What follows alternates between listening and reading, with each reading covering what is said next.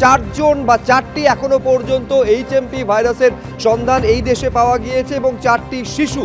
প্রথম পাওয়া যায় বেঙ্গালুরুতে, 2 শিশুর শরীরে এইচএমপি ভাইরাস আক্রান্তের এবং এই ভাইরাসের উপস্থিতি লক্ষ্য করা যায়। বেঙ্গালুরুতে 3 মাস এবং 8 মাসের 2 শিশুর শরীরে এইচএমপি ভাইরাসের উপস্থিতি পাওয়া যায়। বর্তমানে ব্যাপটিস্ট হাসপাতালে ভর্তি রয়েছে এক শিশু।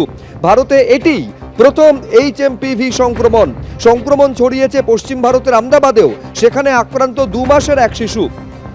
2025 সালে গোড়া থেকে চীনে আতঙ্ক ছড়িয়েছে হিউম্যান মেটানিউমো ভাইরাস এবং এই ভাইরাস নিয়ে চিকিৎসকেরা বলছেন যে এর উপসর্গ সাধারণ মৌসুমী রোগের মতোই।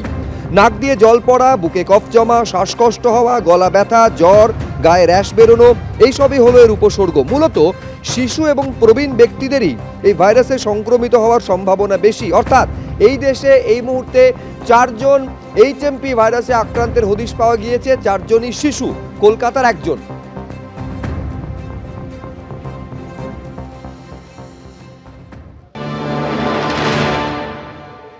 প্রথম কথা মনে রাখতে হবে যে হিউম্যান মেটানিউমো ভাইরাস কিন্তু নতুন কোনো ভাইরাস নয়, এটা বহু দিন থেকেই আছে। ইউজুয়ালি বাচ্চাদের ক্ষেত্রে শীতকালে একটি অসুখ হয় যেটাকে বলে ব্রঙ্কিওলাইটিস।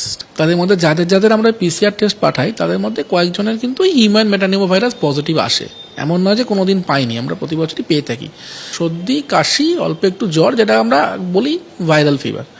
খুব ছোট বাচ্চা যারা, বিশেষত যাদের বয়স 1 বছরের কম, তাদের ক্ষেত্রে এটা শ্বাসকষ্টে রূপান্তরিত হয়। বা জানতে হবে যে এটা সত্যিতে কোনো বাড়বাড়ন্ত হচ্ছে কিনা, ইউজুয়াল যেই কমপ্লিকেশনস থাকে তার থেকে বেশি কিছু কমপ্লিকেশনস হচ্ছে কিনা। আগে যদি 100টা বাচ্চার এই হিউম্যান মেটানিউমো ভাইরাস হতো তাতে হয়তো 1 জনকে হাসপাতালে ভর্তি করতে হতো, এখন হয়তো 10 জনকে করতে হচ্ছে কিনা সেটা আগে জানতে হবে।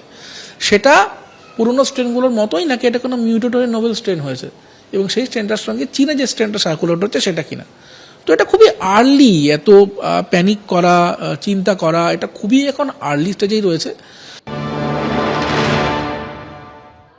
আমরা খেয়াল রাখছি যে এটা কিভাবে বাড়ে বা কতটা এটার সিরিয়াসনেস কোন পর্যায়ে যায়, কতটা কন্টিজিউয়াস, কতজনকে তাড়াতাড়ি এফেক্ট করে, বাচ্চাদের মধ্যে নাকি সামগ্রিক এর মধ্যে অ্যাডিকুয়েট ডেটা এখনো নেই যেটা নিয়ে প্রেডিক্ট করার মতো, বলার মতো।